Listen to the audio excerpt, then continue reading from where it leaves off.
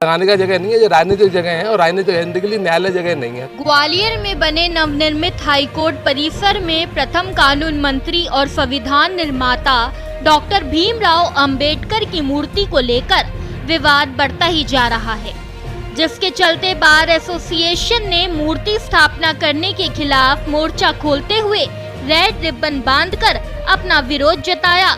तो वहीं अन्य वकीलों ने इस विरोध को निंदनीय बताया और कहा कि अनुमति के आधार पर ही मूर्ति लगवाई जा रही है। विवाद इतना बड़ा कि हाईकोर्ट परिसर के अंदर बड़ी संख्या में वकीलों ने एकजुट होकर मूर्ति निर्माण को अनुमति मिलने तक रुकवा दिया। बता दें कि हाईकोर्ट बार एसोसिएशन ग्वालियर के अध्यक्ष एडवोकेट पवन पाठक का कहना है कि सुप्रीम कोर्ट का आदेश है कि चौक चौराहों सहित सार्वजनिक स्थान से जुड़ी हुई जगह पर किसी भी महापुरुष की मूर्ति नहीं लगाई जाएगी। इसके बावजूद ग्वालियर हाई कोर्ट परिसर में अंबेडकर जी की मूर्ति लगाने के लिए बिना अनुमति के फाउंडेशन स्ट्रक्चर तैयार कर दिया गया।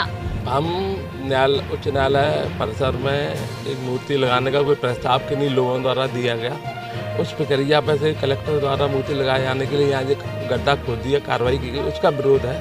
तो यह जो उच्च न्यायालय है, यहाँ नियम कायदा से काम होता है और नियम कायदा यहाँ पूरे वो अपने विश्व भर का देखते हैं, मतलब पूरे भारत का नियम में कोई गलती होती है उसको कौन देखता है? कोर्ट, हाई कोर्ट देखता है, सुप्रीम कोर्ट देखता है। तो हमारे यहाँ ऑलरेडी नियम है, इस बिल्डिंग परिसर में कोई भी अगर कोई कुछ भी कार्यक्रम होगा, कोई भी निर्माण होगा, मूर्ति लगेगी, हटेगी, बनेगी, कमरा बना, कुछ भी बनेगा, तो उसके लिए हाईकोर्ट की एक बिल्डिंग है जिनमें जजेज हैं, 5 जजेज की कमेटी है।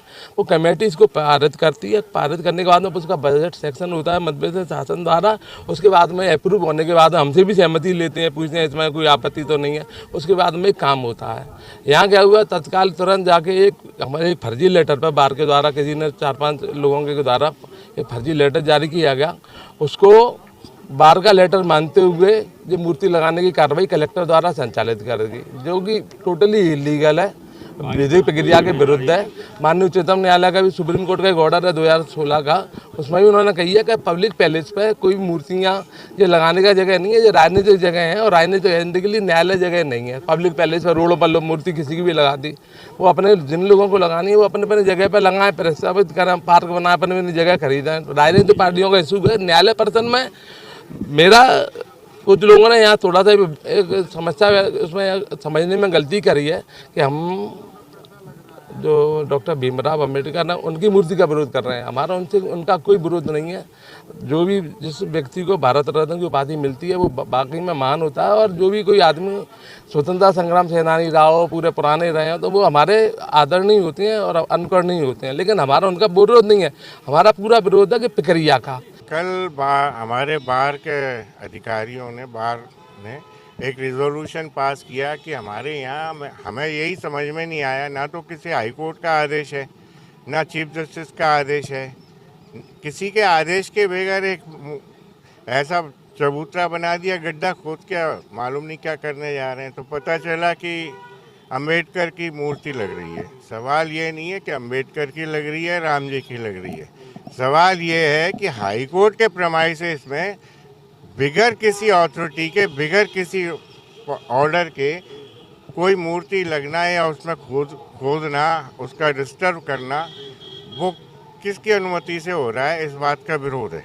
वहीं अन्य वकीलों के साथ साथ ओबीसी, एसटी, एससी के वकीलों ने भी बार एसोसिएशन को चेतावनी देते हुए कहा है कि अंबेडकर जी की प्रतिमा स्थापित किए जाने का विरोध करना बहुत ही निंदनीय है।